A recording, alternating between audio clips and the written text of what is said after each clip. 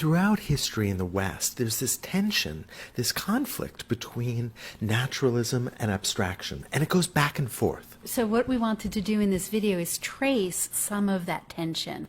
We're going to begin by looking at an ancient Roman copy of a Greek sculpture. So we're going back to the period of classical antiquity, the period when ancient Greece and then ancient Rome dominated the Mediterranean and dominated European culture. This is a sculpture by an artist named 𝗶𝗀𝗃𝗃𝗃. It's called the 𝗲𝗃𝗃𝗃, which just means the spear bearer. He would have originally held a spear. But the reason we're looking at it is it's just this amazing representation of the human body in a position that we call contrapposto. It's incredibly naturalistic or realistic. Naturalism is a word that art historians use all the time to talk about the way that something looks close to nature, similar to what we see in the world around us. And in this case, we're looking at the proportions, the understanding of the contours of the body, of the muscles of the body, an understanding of the bones under the flesh. And how the body moves in space and how it distributes weight as it moves and how that weight shifts as the body moves. This is a complicated understanding of the body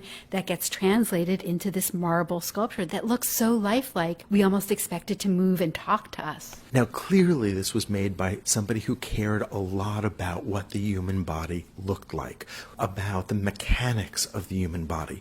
This is based on careful, direct observation. And so here we have not only an artist, but a culture that cared about science, that cared about human potential. And so those are good ways to describe the culture of ancient Greece and Rome. So let's fast forward more than 1,500 years to the town of Chartres, just south of Paris, to a huge cathedral, and on the front of that cathedral are some very highly stylized figures that we call jam figures. These are attached to architecture, so immediately we notice a significant change from the 𝗲𝗃𝗃𝗃. The 𝗲𝗃𝗃𝗃, the spear bearer, was freestanding. In other words, we could walk around him. And that's important because when the sculptor thought about rendering him, he thought about what it would look like from all points of view. But when you're sculpting something that's attached to the architecture, in this case to columns, the medieval sculpture, because here we are in the Middle Ages, the sculptor thought about making the figures match the columns behind. So the figures are tall and elongated like the columns behind them. When we look at the 𝗲𝗃𝗃𝗃, we get a sense of a man who's really walking. Here, we look at figures that are not really in our world. They are high above us. They are otherworldly, and they're not looking at us. They're not noticing things around them. They are symbols of the human body. We can say that they're transcendent, that they transcend earthly existence.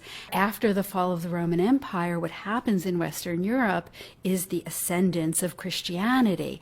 The human body was less important than the spiritual sense, and so Christian art often in the medieval period focused on ways of abstracting the body to create a symbol of the spirit, which of course by definition has no form. And so it's not a surprise that Christian artists then turn to this kind of abstracted rendering. So what do we mean by abstracted? Well, first of all, the figures are tall and elongated like columns. They don't resemble a body so much as a columnar shape. You could also notice that when we look at the drapery, the clothing that covers the figures, we don't have much of a sense of the body underneath the drapery. Instead, there's a real focus on pattern, and you see that in the drapery. You also see it in the platforms directly below the figures. So there's this equating, perhaps, of decorative beauty with the spiritual. Those decorative forms we can see in the beautiful wavy lines at the bottoms of their drapery. We could also say that these figures lack a sense of weight. One of the things about being a human being is that we have bodies, we move through space, and we have weight to us. And we sense that when we look at the 𝗲𝗃𝗃𝗃. He stands firmly on the ground, he moves through space, but these figures have feet that point slightly down. There's no way they could really stand in this way. And so they have a sense of weightlessness that I think matches their abstract, transcendent qualities. Well, also just look at the proportions of the bodies. Look at the length of their legs compared to the length of their torsos or their heads. There's nothing naturalistic about this. They are so elongated. But are these less beautiful? Are they less well done than the Doryphorus? They're just different. The goals were different. It's not that the artist is less skilled or somehow wanted to make the Doryphorus, but ended up making these figures on the outside of Chartres Cathedral.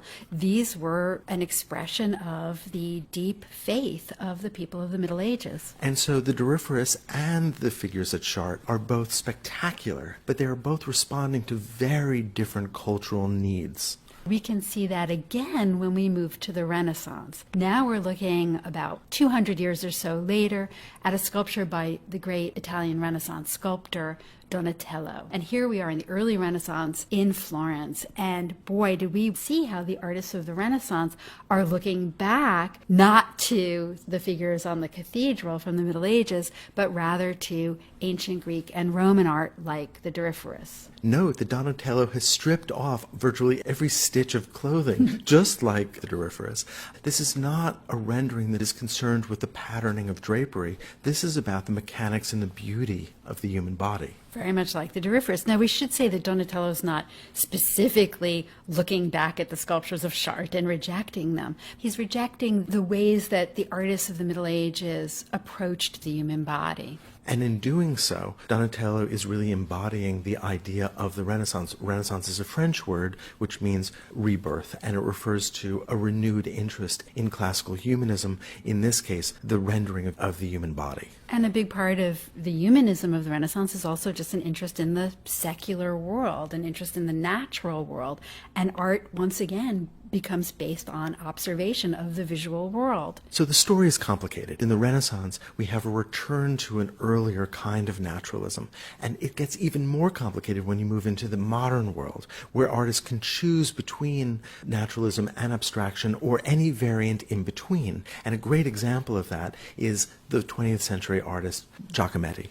Giacometti had at his disposal a world of reproductions. In the 20th century, we have images around us. We have a perspective on history that wasn't available to many generations and centuries of artists before. So when Giacometti renders the human body, he's not seeking fidelity to nature. He's not trying to solve the problems that Polyclitus, the sculptor of the Doryphorus, was trying to solve. He can do that. He knows this is something that we're capable of. Instead, he's looking for something more emotive, something perhaps more philosophical. He's looking to make that body symbolize something, and in some ways, he is closer to Chartres as a result. But he also knows what the Renaissance did, he knows what the classical world has done, and he's making very conscious decisions. Giacometti is sculpting in the period after World War II. There are many reasons why Giacometti chose to return to this kind of abstraction, but you know what? That's probably a subject for another video.